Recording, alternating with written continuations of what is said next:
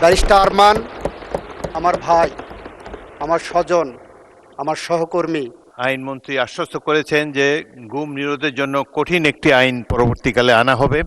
মাননীয় স্পিকার, ওনারা যেটা নিয়ে হইচই করছেন, ওনারা সেইটা আইনটা ভালো করে মনে হয় দেখেননি। মানবাধিকার কমিশন আইন এবং গুম প্রতিরোধ আইন যেভাবে করা হয়েছে অর্ডিন্যান্সে, সেটা করলে গুমের শিকার সদস্যদের প্রতি অবিচার করা হবে। কারণ আমরা একই সাথে আইসিটি অ্যাক্ট 1973 সালে ক্রাইম এগেনস্ট হিউম্যানিটির মধ্যে গুমের সংজ্ঞা অন্তর্ভুক্ত করেছি। সেখানে বিচার হবে, তদন্ত হবে। একই সাথে এদিকে এটা করেছি, আবার গুম আইনে আমরা এটাকে ভিন্ন একটা তদন্তের কথা বলছি। ওখানে সর্বোচ্চ শাস্তি মৃত্যুদণ্ড কিংবা গুমের যারা অপরাধী, সর্বোচ্চ শাস্তি মৃত্যুদণ্ড কিংবা যাবজ্জীবন কারাদণ্ড। গুমের যে আইনটার কথা বলা হয়েছে অর্ডিন্যান্সে, সেখানে 10 বছর পর্যন্ত সাজা দেওয়ার সুযোগ রাখা হয়েছে। মাননীয় স্পিকার, মানবাধিকার কমিশন আইন যেটা করা হয়েছে, ওই আইনটা আমি যখন সময় আসবে আমি দেখাবো।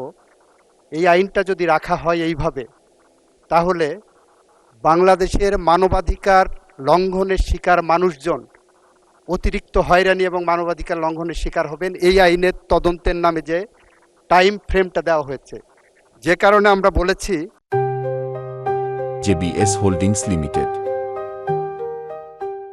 আমরা বিশেষ কমিটিতে আলোচনা করেছি, উনি হয়তো ছিলেন না, প্রপারলি অ্যাপ্রেজড উইথ দ্য ফ্যাক্ট না। আমরা বলছি এই দুইটা আইনই আরও বেশি যুগোপযোগী, আরও বেশি জনকল্যাণমুখী, আরও বেশি ন্যায় বিচার নিশ্চিত করার জন্য আমরা এই সেশনের মাঝামাঝি বা পরবর্তীতে অংশীজনদের সাথে আলাপ আলোচনা করে পরবর্তীতে সুনির্দিষ্টভাবে বিল আনবো, যাতে করে অপরাধীরা কোনোভাবেই ছাড়া না পায়। কারণ ব্যারিস্টার আরমান আমার ভাই, আমার স্বজন, আমার সহকর্মী। উনি দীর্ঘদিন ধরে যেভাবে গুমের শিকার হয়েছিলেন এবং এভাবে বাংলাদেশের 700-র বেশি মানুষ গুমের শিকার হয়েছিলেন, তাদের মধ্যে আমাদের মাননীয় স্বরাষ্ট্রমন্ত্রী এখানে আছেন। স্বরাষ্ট্রমন্ত্রী যেভাবে গুমের শিকার হয়েছিলেন, মৃত্যুর প্রহর গুনেছিলেন প্রতিদিন, তাকে যেভাবে পার্শ্ববর্তী রাষ্ট্রে ডাম্পিং করা হয়েছিল, যেভাবে উনি বিচারের মুখোমুখি হয়েছিলেন, যেভাবে উনি বাংলাদেশে ফেরত এসেছেন, এটা মনে করার কোনো কারণ নাই। গুমের সাথে জড়িত যারা অপরাধী ছিলেন, তারা কেউ আইনের ফাঁক দিয়ে বের হতে পারবে।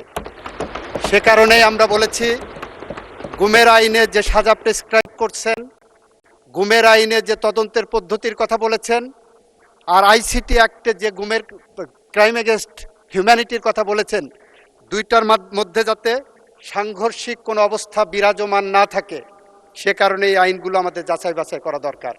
গুম আইন আর মানবাধিকার কমিশন আইনের তদন্ত সংস্থাকে রেফার করা হয়েছে। এই সবগুলো আমাদের যাচাই বাছাই করতে হবে এবং আমি আশা করব যাচাই বাছাইয়ের যে প্রক্রিয়া হবে, সেই প্রক্রিয়ায় ব্যারিস্টার আরমান সহ এই সেক্টরে যারা ভুক্তভোগী হয়েছেন তারা সদস্য হিসেবে থাকবেন এবং তাদের মতামত দেবেন। আপনাকে ধন্যবাদ মাননীয় স্পিকার। ধন্যবাদ মাননীয় সদস্যবৃন্দ। বিষয়টি অত্যন্ত গুরুত্বপূর্ণ, যেটি জনাব আরমান রেইজ করেছেন। আইনমন্ত্রী আশ্বস্ত করেছেন যে গুম নিরোধের জন্য কঠিন একটি আইন পরবর্তীকালে আনা হবে। এই সংসদ 5 বছরের জন্য নির্বাচিত হয়েছে এবং গুমের শিকার অনেক বিশিষ্ট ব্যক্তিবর্গ, নিরপরাধ রাজনৈতিক কর্মীরা শিকার হয়েছে।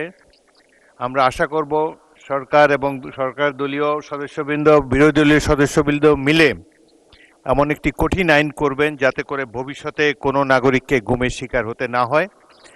আপনারা ধৈর্য ধরে অপেক্ষা করেন, নিশ্চয়ই এ ধরনের আইন এই সংসদ প্রণয়ন করবে। ধন্যবাদ সবাইকে।